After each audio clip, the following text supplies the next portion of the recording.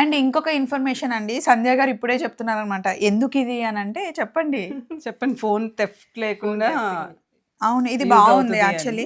ఏంటంటే ఇక్కడ నిజంగా ఎంత దొంగలున్నారంటే, మొన్న మా ఫ్రెండ్ సంధ్య అని ఇంకొక ఆవిడొచ్చారనమాట ట్రిప్‌లో.